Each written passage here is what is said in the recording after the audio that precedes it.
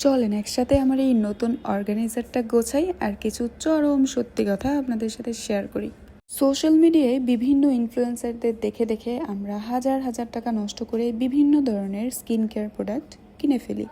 আজকাল অনেক অনেক ইনফ্লুয়েন্সারই আছে যারা শুধুমাত্র টাকার জন্য যেসব প্রোডাক্ট প্রমোশন করে তারা জীবনে এগুলো ইউজও করে দেখে নাই।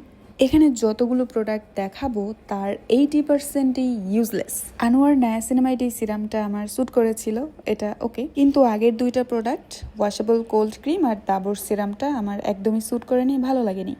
মেডিকিউবের এই সিরামটা আমি নতুন নিয়েছি আরেকজনের দেখা দেখি, একটা ইনফ্লুয়েন্সারের দেখা দেখি, যাই হোক এটা আমি ট্রাই করছি, দেখা যাক কী হয়। কসদেবাহার এই এজে সিরামটা মোটামুটি ভালো ছিল, যদিও আমার স্যুট করে নেই, বাট স্কিন ভ্যারি করে আসলে। আর এটা হচ্ছে বিএইচএ টোনার ছিল, এটা ভালো। টোনার তো আসলে ইজিলি স্যুট করে যায় সবাইকে মোটামুটি, আর এটা বিএইচএ, এটাও ভালো। মোটামুটি আমরা সবাই জানি কোনটা কী কাজে ইউজ করা হয়, তো আর ডিসক্রাইব করছি না, যদি কারো কোনো কোয়েরিজ থাকে জানাতে পারেন।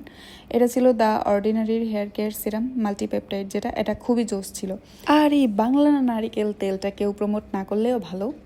থানাকা ফেস প্যাক আমার বরাবরই ভালো লাগে, সানটেন রিমুভ করার জন্য খুবই কার্যকর। আর আমি রেগুলার সানস্ক্রিনের জন্য টোন আপ সানস্ক্রিনটা ইউজ করি।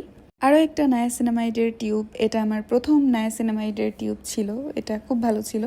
ছোট্ট একটা পারফিউম রেখে দিলাম।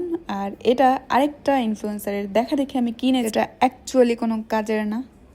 আর এই লিপ বামটা ডেইলি ইউজের জন্য একদম পারফেক্ট।